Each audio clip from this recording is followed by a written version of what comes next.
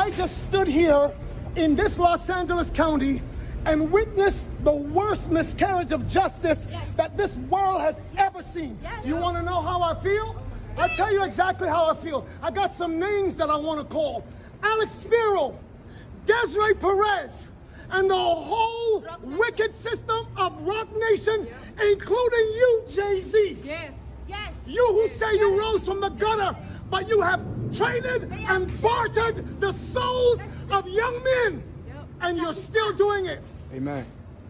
The only independent witness in this courtroom is a man whose name is Sean. No wonder Tory Lanez was stabbed 14 times while serving his sentence. No one realized that this was a revenge plot orchestrated by Megan Thee Stallion. Tory Lanez was sentenced to 10 years for shooting Megan Thee Stallion. However, surprisingly, in May 2025, Tory Lanez was stabbed in a California prison. He was severely injured and rushed to the hospital. Many people have started to question whether there's a deeper conspiracy behind this. After being shot, Megan Thee Stallion has publicly expressed her anger and pain towards Tory Lanez on multiple occasions. She stated on social media that ever since she was brutally shot by him, my life has never been peaceful again. Her words were filled with intense hostility towards Tory Lanez. And Tory Lanez's life in prison hasn't been peaceful either. According to reports, his first prison meal was a simple tuna sandwich and a hard-boiled egg. However, it was in such an environment that Tory Lanez was attacked. Although the official hasn't revealed the identity of the attacker, some netizens have speculated that this might be a revenge operation plotted by Megan behind the scenes. After all, Megan has expressed her anger towards Tory in public many times.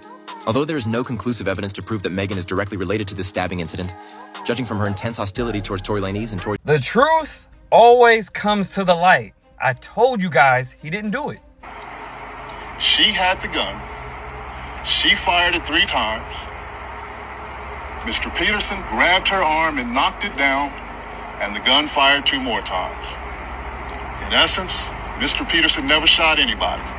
Never even touched that gun. Never fired the gun. Let me break down this whole Tory Lanez scenario and what we just found out. So, there was a girl named Kelsey in the car with Tory and Meg that night of the shooting. Along with them, Kelsey's bodyguard and driver was in the car as well. Now, this bodyguard just said that it was Kelsey firing the weapon, not Tory. He states that Kelsey fired the weapon 3 times at Meg, then Tory tries to stop her, knocking the gun out of her hand, and fired 2 more times. Now, he's just coming out and saying this because his conscience is guilty because Tory almost died. He just got stabbed 14 times in jail. Now, isn't it funny? As soon as Tory Lanez does a song with DDG saying, "I think I'm coming home sooner than I think," DDG also gets hit with a suit from somebody from Rock Nation as well. But wait, hold up. You mean to tell me as soon as he drops those bars, somebody in jail tries to take his life, making sure he doesn't come out?